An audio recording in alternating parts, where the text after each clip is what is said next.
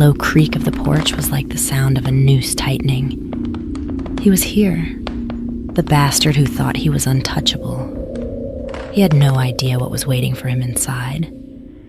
The silence in the house was thick enough to choke on. Shadows stretched across the walls like skeletal hands, and the only sound was the faint hum of the fridge in the kitchen. I stood there, crouched low, blades in hand, every nerve in my body wired tight with anticipation. I'd planned this for months, turned every damn detail over in my head until it was sharper than the knives I held.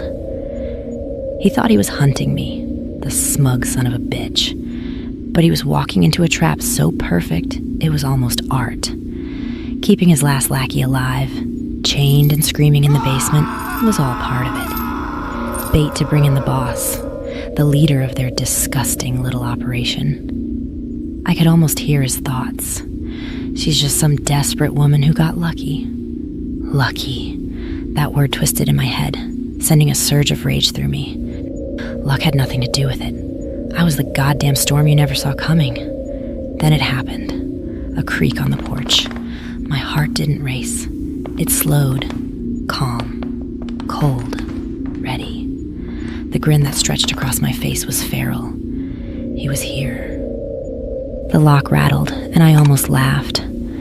The idiot was actually picking my lock, confident he'd stroll in, take what he wanted, and walk out. That arrogance would be his undoing.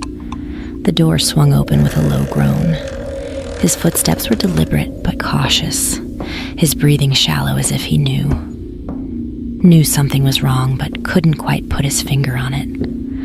I waited in the shadows, my grip tightening on the cold steel in my hands.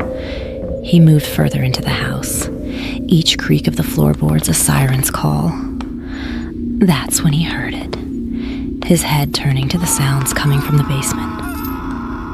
I made sure to leave the door open for this very reason.